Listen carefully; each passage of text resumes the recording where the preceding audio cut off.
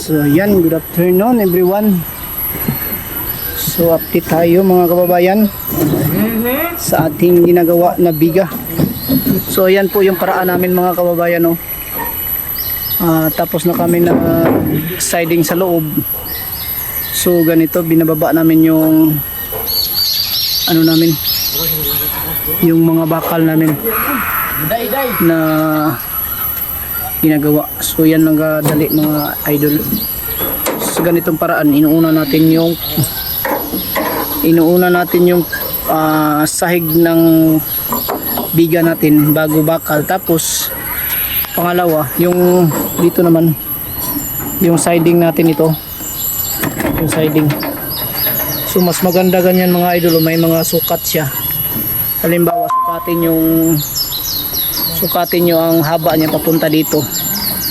Tulad ng isang, sukatin yung haba dyan papunta dito sa may poste.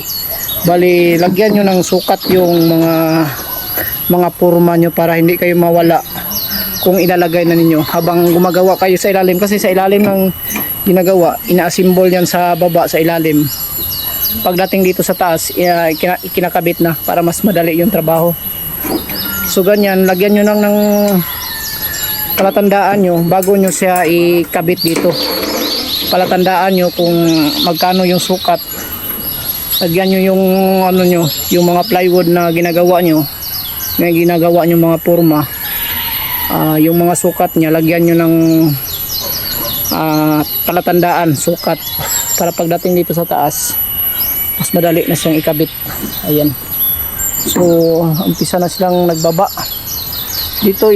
Natin mga kababayan, mga idol, kasi ginagawa namin dito mga idol. Kaya nakikita nyo yan na may bakal pa na may kabilya pa na nakalabas kasi may magiging tiris pa siya dito sa harapan. So ayan, kailangan nyo ng abang or kailangan nyo ng lagyan ng katulad nito kung may gagawin kayong halimbawa extension. So ganyan, lagyan nyo lagyan nyo ng mga ganyan mga idol, lagyan nyo ng mga abang, sa amin yung tawag dyan, abang, para magiging tiris nya. At least may kakapitan yung natin, yung dugtungan natin mga idol. So yan po ang ginagawa namin kanina, naggawa kami ng mga forma. So bali yung mga forma ng mga idol, hindi namin ibinidyo na kasi habang gumagawa, kasi iba-iba naman tayo ng sukat ng ating mga beam. Kung baga yung gusto natin na taas nya, iba-iba kasi yung diskarte natin, iba-iba yun ang gumagawa. Katulad sa amin, yung ginagawa lang namin dito sa loob is 20 cm yung haba, yung taas niya mga idol, papuntang taas, 20 cm lang yung niya, yung haba. Mula dito mga idol, papakita natin. Mula dito sa ilalim papunta dyan sa top, dito papunta dito sa top dyan, yan makikita. Ayan, papunta dito sa top, bali 20 cm siya. Tapos yung outside na gagawin nating forma, pupunta dito yung gagawin nating forma dito para sa gilid is 30 cm, para may 10 cm tayong kabiring sa ating magiging flooring po. Yung simento natin na pang flooring is nasa 10 cm o bali standard po tayo ang kapal ng ating magiging flooring pagdating ng mag flooring na tayo. Ayan po mga idol. So bali yan, angat nila. So ganyan, nag-umpisa silang pababa na yung mga yung mga kabilya. So ako naman, diyan ako sa ilalim mga idol. Ako yung gumagawa dyan sa baba. Yan. So bali dyan tayo po ang taga-cutting, tagagawa ng forma. Ayan Diyan po tayo sa ilalim. So walang tagapag-video habang gumagawa. Pero okay lang yan. At least may ano tayo, may explanation tayo sa bawat ginagawa natin.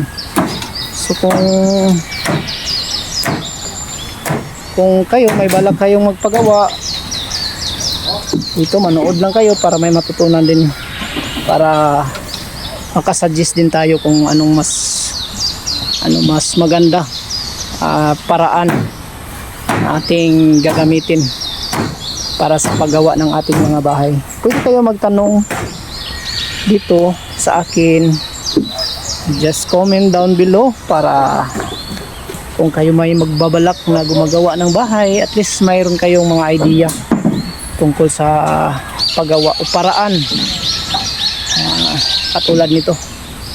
Kasi yung gusto ng may-ari dito mga idol is gusto niya matibay yung kanyang magiging bahay pagdating ng panahon. So yan, ginagawa natin ng ating makakaya. Alam naman nila na marami na tayong bahay na ginagawa. Ayan o. So napakalinis na pagkagawa mga idol. Kung makikita nyo yan o, parang gumagawa lang ng mga kabinet. Ayan o.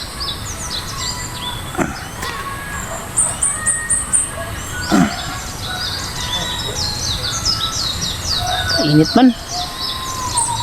Ayan, hindi pa yan nakababa dito, pababa pa na yan nila. So yan. So yan po mga idol. So dito po tayo nagpuputol ng ating plywood na gagamitin. Ginamit natin dito mga idol is 3/4 para magamit pa natin ulit sa taas. Ito ang starte natin mga idol.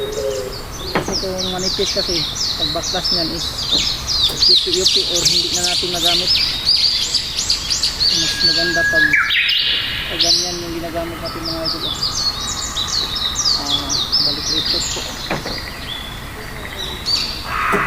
Repot po mga idol yung ginagamit natin. Dali lang tayo magputol or magtabas mga idol kasi may may gamit tayo.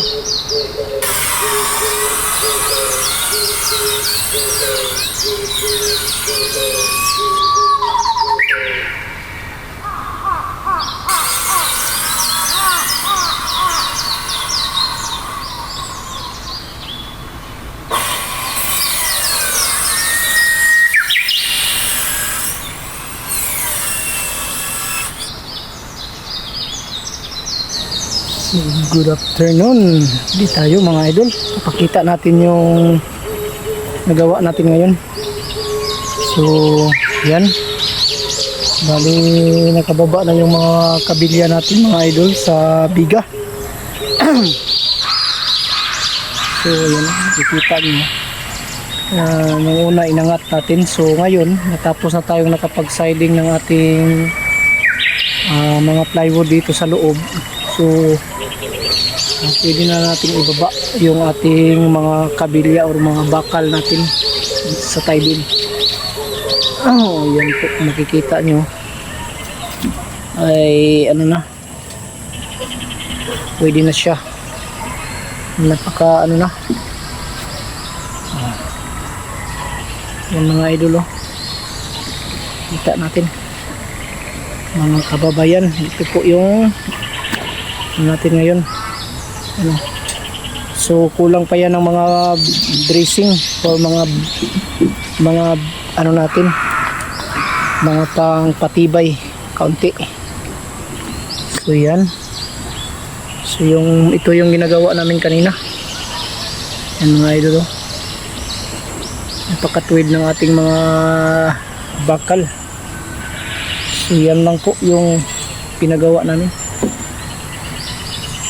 So yan, kung makikita natin, naka-siding na siya. So ganito po yung kalalabasan niya. So bali sa ilalim, pwede na yan 2x2. Ito 2x2 na kukulamber. Tapos dito sa taas, dito is 2x3. Yan. Napaka ganda. Ganda ng mga idol. Pwede na nating anuhan. Dito kailangan basta pala rito.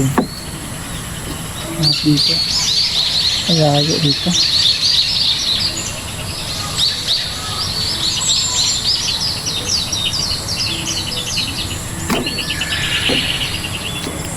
Ayan mga idol. Kita natin. Yun po ang latest update ng ating ginagawa. Maraming salamat po sa nag-subscribe ng ating channel galing sa PB Team Panday. Shout out po natin si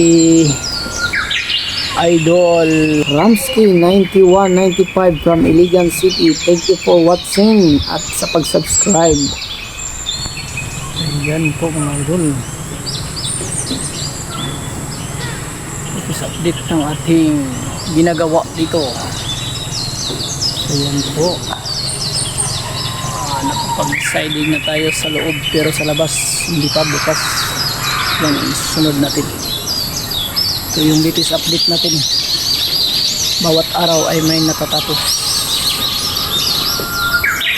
May pangkalawakang construction.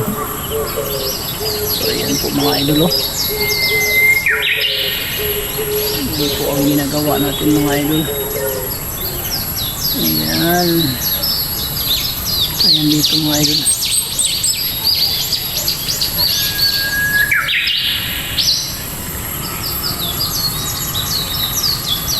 Tayo sa taas.